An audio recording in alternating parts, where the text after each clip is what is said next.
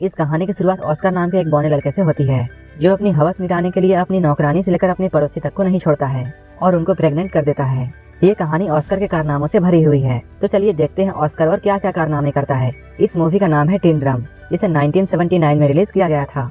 इस कहानी की शुरुआत में हम लोग एना नाम की एक औरत को देखते हैं, जो कि अपने खेतों में काम कर रही होती है। तभी वहाँ पर जोसेफ नाम का एक आदमी भागता हुआ आता है और पुलिस से छुपने के लिए उसकी मदद मांगता है। तभी एना उसे अपनी गुफा के अंदर छुपा लेती है, लेकिन जोसेफ इस मौके का फायदा उठाता है और वो गुफा के अंदर ही एना का गेम बजाने लगता है। जब पुलिस यहाँ से चली जाती है तब जोसेफ बाहर आता है और इन दोनों की दोस्ती हो जाती है। इसके बाद ये दोनों एक दूसरे के साथ रहना शुरू कर देते हैं, लेकिन एक दिन पुलिस उसे पकड़ लेती है। इससे पहले कि पुलिस उसे अरेस्ट करती, वो पानी में कूदकर भाग जाता है। जोसेफ के बारे में बहुत से बातें फेमस हो जाती है। कुछ लोगों का कहना है वो पानी में डूबकर मर गया, वहीं कुछ लोग ये कहते हैं वो वहाँ से भागकर अमेरिका आ गया और वो यहाँ आकर एक अमीर बिजनेसमैन बन गया और यहाँ आकर ऐश कर रहा है। वहीं दूसरी ओर हम लोग एना और उसकी बेटी एग्नेस को देखते हैं, जो कि बाजार में सामान बेचकर अपना गुजारा कर रहे हैं। एग्नेस अपने कजन जैन से प्यार करती थी, जो कि एक पुलिस पोस्ट ऑफिस में काम करता है।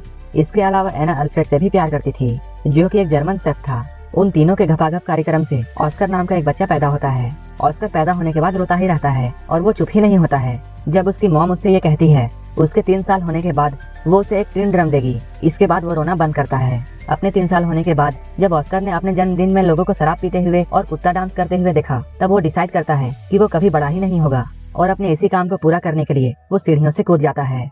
इसके बाद से ही अब ऑस्कर हमेशा के लिए 3 साल का ही रह जाता है। वो हमेशा अपने ड्रम को अपने साथ रखता है और जब भी कोई उससे उसकी टूटी हुई ड्रम लेने की कोशिश करता है, वो इतना जोर से चिल्लाता है कि वो अपनी आवाज से कांच को भी तोड़ देता है। धीरे धीरे टाइम गुजरता जाता है। अब ऑस्कर 6 साल का हो चुका है। ऑस्कर ना ही बड़ा हो रहा था और ना ही वो अपने टूटे हुए ड्रम को अपने से अलग करता था, और जब भी कोई उससे उसकी ड्रम को छीनने की कोशिश करता, तब वो अपनी आवाज से कांच तोड़ देता था। ऑस्कर के इस पावर को देखकर सारे डॉक्टर हैरान थे, लेकिन उसकी मॉम और उसके परिवार को ये जानना था कि ऑस्कर क्यों बड़ा नहीं हो रहा है। हम लोग देखते हैं एग्नेस हर थर्सडे को ऑस्कर के साथ शहर जाती थी और वो ऑस्कर को एक दुकान पर छोड़ देती थी। इसके बाद वो जैन के पास जाती थी और वहाँ जाकर वो जैन के साथ भयंकर घपाघप करती थी। लेकिन एक दिन ऑस्कर को अपनी माँ के कान के बारे में पता चल जाता है।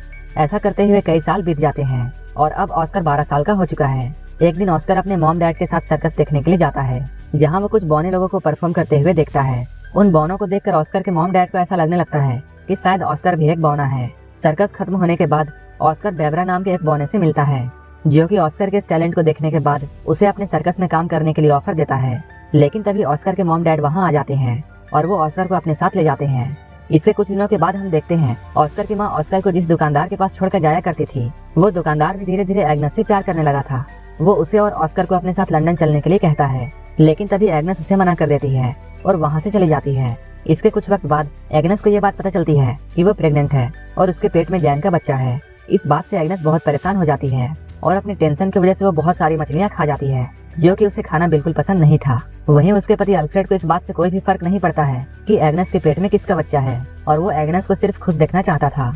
लेकिन ऑस्कर के पैदा होने के बाद एग्नेस को कभी भी खुशी नहीं हुई, इसलिए वो अपने इस बच्चे को पैदा करना नहीं चाहती है और बहुत ज्यादा मछलियाँ खाने की वजह से उसे फूड पॉइजनिंग हो जाती है और उसकी मौत हो जाती है।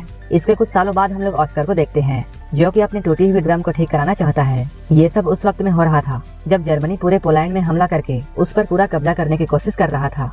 वहीं पोस्ट ऑफिस में भी पुलिस लोग जर्मनियों पर हमला करने की तैयारी कर रहे थे। तभी अचानक जर्मन्स का उन पर हमला हो जाता है। इस हमले में बहुत से लोग मारे जाते हैं, जिनमें से एक जैन भी था। ऑस्कर इस हमले से किसी तरह बच जाता है और वो यहाँ से भाग जाता है। इसके कुछ दिनों बाद हम लोग देखते हैं अल्फ्रेड एक 16 साल की लड़की जिसका नाम मारिया है, उसे अपने दुकान में काम करने के लिए रखता है। मारिया दुकान के साथ साथ ऑस्कर का भी ध्यान रखती थी। धीरे धीरे ऑस्कर को मारिया से प्यार होने लगता है। ऑस्कर की उम्र भी मारिया जितनी ही थी, लेकिन मारिया को इस बात पर यकीन नहीं था और वो ऑस्कर को अभी भी बच्चा मानती थी। जब एक रात अल्फ्रेड किसी काम से शहर से बाहर जाता है, तब वो मारिया के बेड के पास जाता है और वो एक चूहे की तरह उसके कंबल में घुस जाता है और घपाघप करने लगता है। मारिया को भी ऐसा करने में अच्छा लगता है, इसलिए वो ऑस्कर को नहीं रोकती है। धीरे धीरे ऑस्कर उसके और भी करीब आने लगता है, लेकिन अचानक एक दिन उसे ये बात पता चलती है कि मारिया का अफेयर अल्फ्रेड के साथ चल रहा है और मारिया अल्फ्रेड से बहुत प्यार करती थी, लेकिन अल्फ्रेड सिर्फ उसका यूज कर रहा था। मारिया इस बात से बहुत ज्यादा दुखी होती है और वो रोने लगती है। इस मौके का फायदा उठाकर ऑस्कर उसके पास आता है और उसे संभालने की सोचता है, लेकिन मारिया को बहुत गुस्सा आता है और वो ऑस्कर को बौना कहकर उसके पिछवाड़े पर लात मारती है। कुछ महीनों बाद हम लोग ये देखते हैं कि मारिया अल्फ्रेड के बच्चे की माँ बनने वाली थी और ऑस्कर उस बच्चे को मारना चाहता था, लेकिन मारिया ऐसा होने नहीं देती है। कुछ दिनों बाद मारिया एक लड़के को जन्म देती है। उस बच्चे को पाकर सभी लोग बहुत खुश होते हैं, लेकिन ऑस्कर ये सब देखकर बिल्कुल भी खुश नहीं था, क्योंकि उसे ऐसा लगता था जैसे वो बच्चा उसी का है। वहीं दूसरी ओर हम लोग ऑस्कर के दोस्त बैबरा को देखते हैं, जो कि वर्ल्ड वॉर 2 के दौरान नाजी आर्मी में एक बड़ी पोस्ट पर काम कर रहा था। फिर एक दिन वो ऑस्कर को भी अपनी टीम में आने के लिए बोलता है। ये लोग पेरिस में एक परफॉर्मेंस करने वाले थे। ऑस्कर इन लोगों के साथ मिलकर सारे लोगों को अपना टैलेंट दिखाता है। उनके साथ काम करते हुए उसे अपनी टीम की एक लड़की जिसका नाम रोज बीता है उससे प्यार हो जाता है।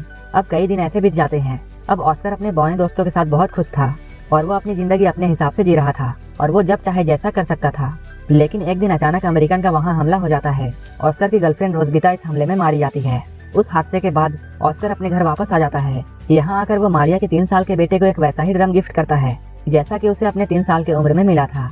लेकिन मारिया ऑस्कर के यहाँ आने से बिल्कुल भी खुश नहीं थी। लेकिन अल्फ्रेड अपने बेटे के यहाँ आने से बहुत खुश था।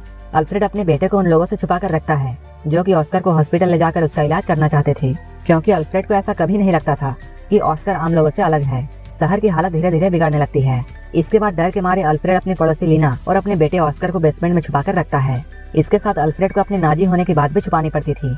लेकिन अचानक एक दिन रशियन सिपाही उनके घर पर घुस जाते हैं और वो अल्फ्रेड के सामने ही लीना के साथ जबरदस्ती करने लगते हैं। वहीं अल्फ्रेड को नाजी सिपाही होने की बात छुपाने के लिए ऑस्कर उसे एक चिन्ह देता है जिस पर नाजी होने की बात लिखी हुई थी। तभी अल्फ्रेड उस चिन्ह को निगल लेता है, लेकिन वो चीज जाकर अल्फ्रेड के गले में फंस जाती है और उसकी मौत यहीं पर हो जाती है। अगली सुबह मारियस नाम का एक आदमी अल्फ्रेड की दुकान पर आता है और अब वो उस दुकान का नया मालिक था। दुकान को अपने कब्जे में करने के बाद मारियल अल्फ्रेड का फ्यूनरल कर देता है, क्योंकि उसने हाल ही में अपनी पत्नी और बच्चों को खोया था और वो जानता था किसी अपने को खोना कैसा लगता है। अल्फ्रेड के मरने के बाद ऑस्कर को भी ये बात समझ में आ जाती है कि अब उसका इस दुनिया में कोई नहीं है। इसके बाद ऑस्कर फिर से ये डिसाइड करता है कि अब वो बड़ा होगा। इसके बाद ऑस्कर अपने ड्रम को भी अल्फ्रेड के साथ दफना देता है।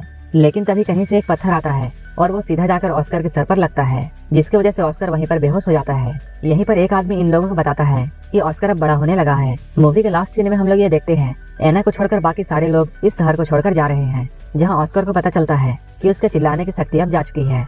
और लास्ट में एना वहीं पर रह जाती है जहाँ से इस कहानी की शुरुआत हुई थी और यहीं पर यह मूवी खत्म हो जाती है।